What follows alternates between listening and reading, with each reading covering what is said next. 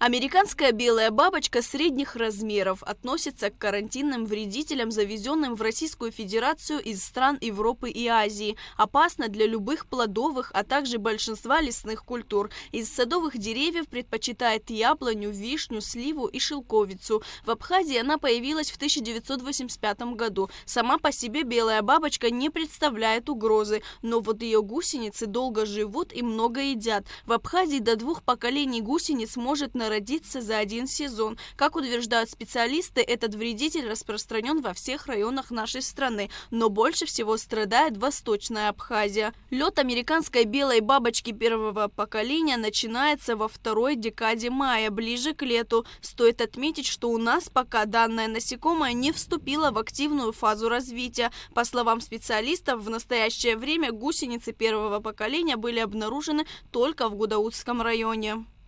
Несколько месяцев она дает 2, в связи с климатическим условием 3 поколения.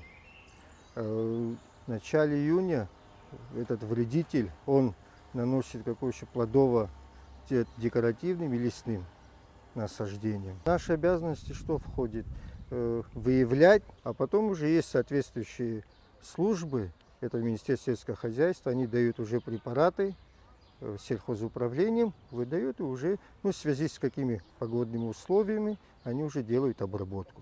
Личинки американской бабочки легко обнаружить невооруженным глазом, как и последствия их питания. Растение остается без листьев, ослабевает, иногда погибает. При повреждении 20% листвы дереву грозит снижение урожайности на 10%, а при повреждении 50% снизится до половины урожая. Основные мероприятия по борьбе с карантинным вредителем – это ликвидация очагов. Существуют разные меры борьбы. Агротехническая, то есть осенняя обработка приствольного круга у плодовых деревьев, механический способ сжигания опавших листьев и пораженной коры, а также использование пестицидов. Первое то, что это в обязательном порядке весной нужно очищать территорию, под плодовые декоративные насаждения. Это первое, сжигать.